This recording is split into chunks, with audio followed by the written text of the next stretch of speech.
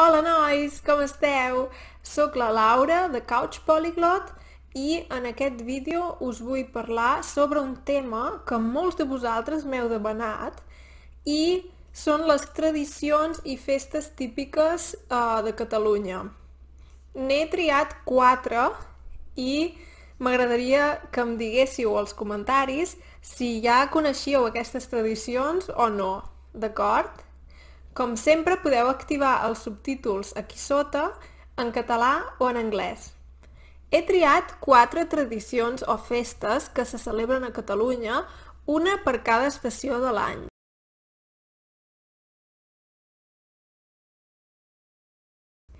Comencem amb Sant Jordi, que se celebra el dia 23 d'abril, durant la primavera. La veritat és que per a mi és una festa molt especial perquè recordo ja quan era petita que sempre el meu pare em portava una rosa. És molt típic el dia de Sant Jordi que els homes regalin roses a les dones i que les dones regalin llibres als homes. De fet, el dia 23 d'abril també és el dia del llibre. Llavors, una cosa que a mi m'agrada moltíssim d'aquest dia és passejar per Barcelona i hi ha moltes parades on pots comprar llibres, però, a més, no només pots comprar llibres, sinó que molts autors, molts escriptors, són allà a les parades i pots obtenir una firma de l'escriptor, de l'autor que vulguis. Si tens, per exemple, el llibre, o pots comprar el llibre i obtenir una signatura de l'autor. La veritat és que em sembla una tradició molt maca i també en general és un dia que sol fer bon temps, sol fer sol, normalment fa sol, i és un dia molt bonic per passar a Barcelona. Sí, la veritat és que a mi m'agrada molt. Podria parlar moltes hores sobre Sant Jordi, però per no fer el vídeo massa llarg, el que faré és donar-vos un enllaç a la descripció i podeu obtenir més informació si us interessa. El que sí que m'agradaria és explicar-vos molt breument de què tracta la llegenda de Sant Jordi. Segons la llegenda, un bon dia, a la vila de Montblanc, hi va arribar un drac. El drac tenia molta gana i el poble no sabien què fer. Van començar a donar-li diferents animals, bens, cavalls, etc. Al final ja no quedaven animals i van dir, doncs, perquè el drac no tingui més gana i no ens ataqui, hem de fer una ofrena cada dia i hem de sacrificar una persona cada dia. I bé, perquè fos més just, van decidir fer un sorteig amb tots els noms de les persones del poble.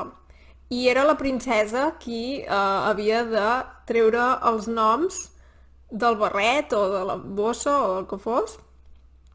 I la sort va voler que fos el nom de la princesa el que va sortir. Llavors la princesa va dir, bé, m'ha tocat a mi, no hi podem fer res, i es va acomiadar de la seva família i dels seus amics. I va anar a veure el drac al seu cau perquè se la mengés, bàsicament. I llavors va arribar el cavaller Sant Jordi i va matar el drac i la va salvar. I de la sang del drac en van sortir roses. Llavors, per això, el dia de la rosa i més endavant el dia del llibre, perquè hi ha diferents autors, escriptors que es van morir el dia 23 d'abril. Per això es va triar aquest dia. Sí. Llavors ja us ho he explicat molt ràpidament, però l'enllaç que us deixo a sota podeu aprendre'n més, podeu llegir la llegenda, d'acord? Ara és veritat que Sant Jordi s'ha modernitzat i evidentment a nivell, per exemple, feminista no és una història, diguem, d'empoderament i per això ara mateix hi ha també altres versions disponibles en què simplement, per exemple, la princesa i el drac es fan amics i el drac es fa vegetarià, coses així. Hi ha moltes versions, però diguem-ne que la que us he explicat és la tradicional. Molt bé, doncs us animo, si mai sou a Barcelona o qualsevol altra ciutat o poble de Catalunya, el dia de Sant Jordi, aneu a passejar, sortiu i esperem que sigui possible ja l'any que ve pel tema del virus, però si no ens haurem d'esperar algun any més i en algun moment podrem tornar-ho a celebrar.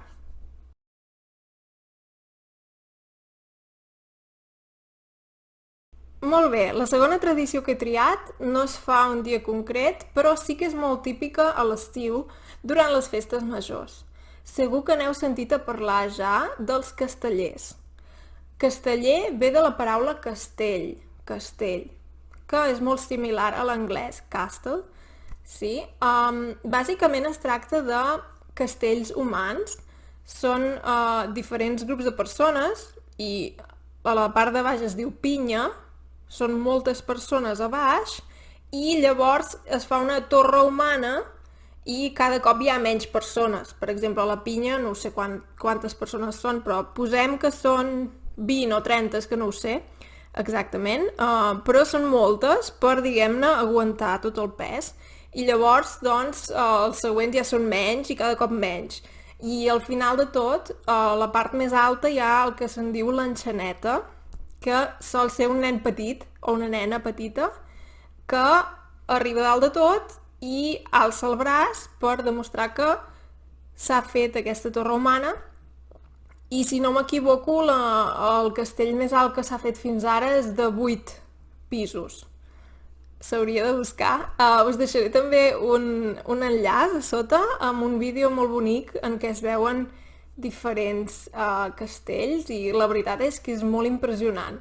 També hi ha un vídeo que també us el buscaré, d'un castell que es va fer pujant les escales de la catedral de Girona, que també és molt, molt impressionant.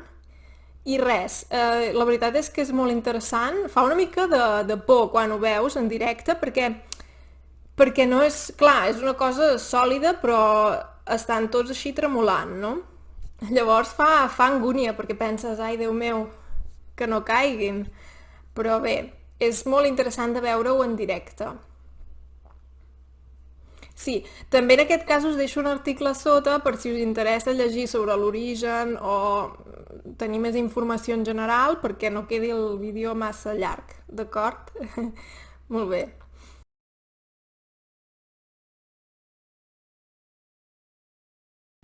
Llavors a la tardor arriba Tots Sants i la Castanyada.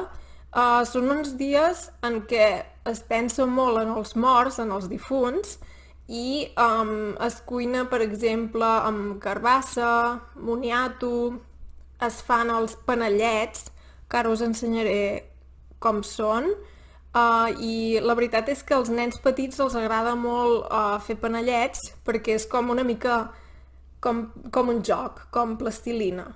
No sé si coneixeu la plastilina. Llavors per als nens és molt divertit fer panellets. I també el que es fa molt, hi ha parades de castanyes i la gent menja castanyes. Per això també es diu la castanyada. Llavors són uns dies de reflexió i per estar amb la família i per menjar els menjars típics de la tardor. També en aquest cas us deixo un enllaç a sota per si voleu saber-ne més, per si us interessa aquest tema en especial. També hi ha una mica de polèmica perquè, clar, el dia de la castanyada, el 31 d'octubre, és el mateix dia que el Halloween.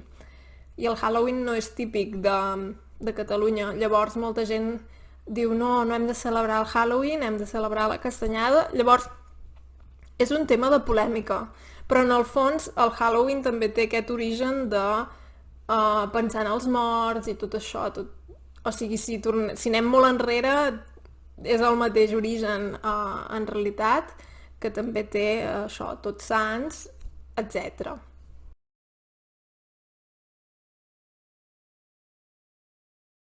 Molt bé, doncs ja hem arribat a l'última tradició, que és una tradició que sempre que en parlo amb els meus amics aquí a Alemanya pensen és una cosa molt estranya i és una tradició de Nadal i bàsicament és el tió, d'acord? El tió és un tronc I bàsicament en els últims anys el que es fa se li dibuixen uns ulls i una boca, us posaré també una imatge, i porta una barretina catalana al tronc, el tió. Llavors el que passa amb aquest tió és que entra a casa a principis de desembre i als nens petits se'ls diu mira, és un tió màgic i si li dones menjar et portarà regals. Llavors fins aquí normal, o no sé si és normal però s'assembla a altres tradicions, no? Llavors cada nit els nens li deixen al tió unes galetes o el que sigui, o fruita, i se'n van a dormir. I llavors a la nit els adults o s'ho mengen o ho llencen o el que sigui, i quan es lleven els nens diuen s'ho ha menjat. Sí, llavors és molt especial pels nens. I llavors van passant els dies i el dia 24 és el que es diu el dia de cagar el tió, d'acord? Perquè en aquesta tradició el que fan els nens és picar fort, pegar el tió, sí? I llavors el tió caga els regals, els defeca, diguem-ne. Sí, per això moltes vegades se'n diu el caga-tió.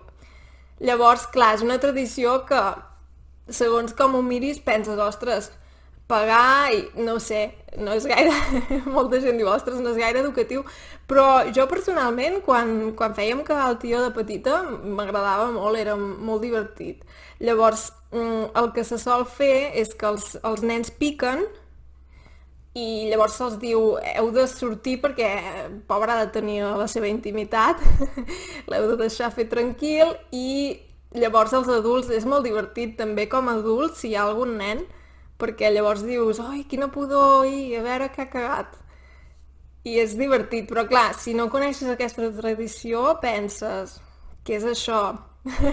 Em passa molt sovint quan explico aquesta tradició als meus amics d'aquí d'Alemanya, diuen, això és molt estrany.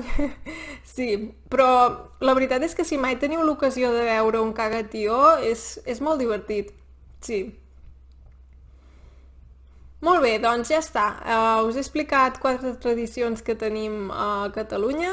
Penso que seria interessant potser fer un vídeo sobre tradicions nadalenques i veure potser alguna nadala, perquè les nadales són les cançons típiques de Nadal.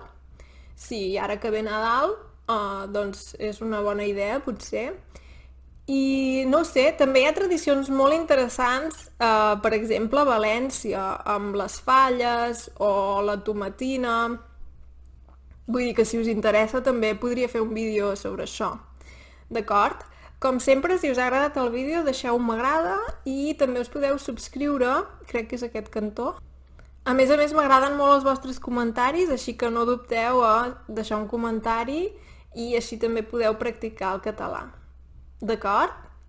Va, doncs, ens veiem a la propera. Que vagi bé. Adeu!